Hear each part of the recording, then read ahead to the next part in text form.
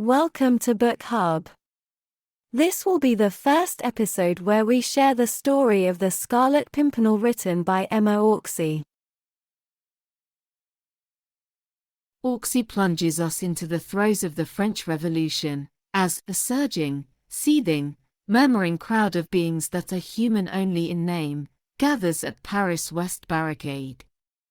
During the day, these masses watch hundreds of aristocrats lose their heads at the guillotine, condemned as traitors to France.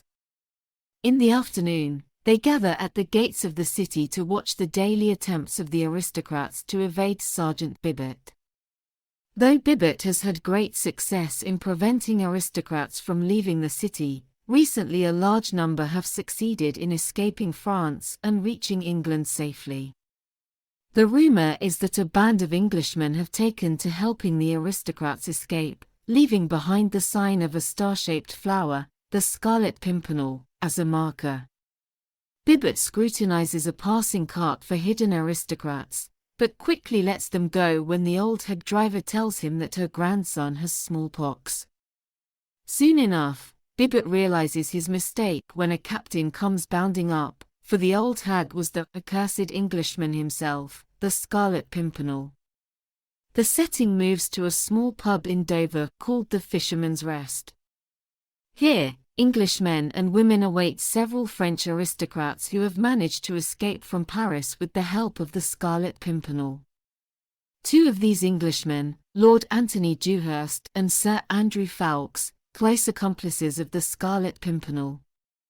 The Comtesse de Tournay soon arrives with her daughter and son, lamenting that her husband remains in Paris while she has escaped with her children. She prays for his successful rescue and asks whether she can meet the Scarlet Pimpernel, the man who has saved her and her children's life. She is told it is impossible, for the Pimpernel's identity is strictly secret. The Comtesse recounts her terrifying experience crossing through the barricades with the old hag in the driver's seat, expecting to be found out at any moment. She mentions that the women in France have been especially cooperative in executing aristocrats. The Comtesse specifically accuses Marguerite St. just of denouncing a whole family to the tribunal.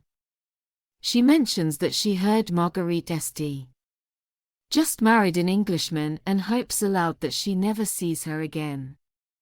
But her hosts feel terribly awkward, for Marguerite St. just, having married an Englishman, is now Lady Blakeney. At that precise moment, the Blakeneys arrive outside in their carriage. Lady Blakeney arrives, despite the Comtesse's refusal to see her. Indeed, the Comtesse makes a grand gesture of forbidding her daughter from speaking to Lady Blakeney. The Comtesse leaves with her daughter in tow and Lady Blakeney reveals her haughtiness, mocking the Comtesse afterwards. Yet there's a crucial moment where we see the hard, set expression vanish, and a wistful, almost pathetic and childlike look steal into Lady Blakeney's eyes. In this moment we see that Lady Blakeney is not nearly as haughty or unfeeling as she might seem. Her husband Percy Blakeney arrives. He is one of the richest men in England, leader of all fashions, and managed to secure a brilliant matrimonial prize in Lady Blakeney, a beautiful, fascinating, clever, French wife who had many suitors. But Percy himself seems terribly dull, even stupid. The narrator comments that society wonders how he managed to woo Lady Blakeney. As the Comtesse has insulted Lady Blakeney, the Comtesse's son emerges to challenge Percy to a duel to allow Percy to settle the score. But Lady Blakeney is so effective in her shrill mocking of the men, both her husband and the Comtesse's son, that the duel is avoided.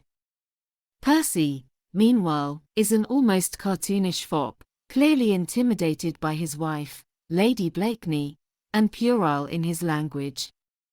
But as Lady Blakeney leaves, the narrator remarks on the deep intense look in Percy's eyes as he watches her, a sign of complexity in Percy that we hang on to. Outside, Lady Blakeney wishes her brother Armand farewell, before he returns to France to continue serving the country. Armand asks whether Lady Blakeney has told her husband of the full circumstances of her denunciation of the Marquis de C's family to the tribunal, circumstances which apparently exonerate her from all blame. But Lady Blakeney says she has not, and as a result, her relationship with her husband has been destroyed.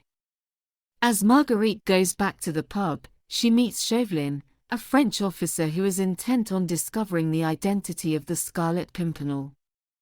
He has been spying on the activities of the Englishman at the pub, and says that Marguerite must help him find the Pimpernel. She refuses, saying he is a brave and noble man, and she would never lend a hand to assist in his capture. We will finish the first episode here. Thanks for listening to us. In the coming days, we will come with the second episode of the story The Scarlet Pimpernel. Please like, share, subscribe, and support us. Your support is very important motivation for us.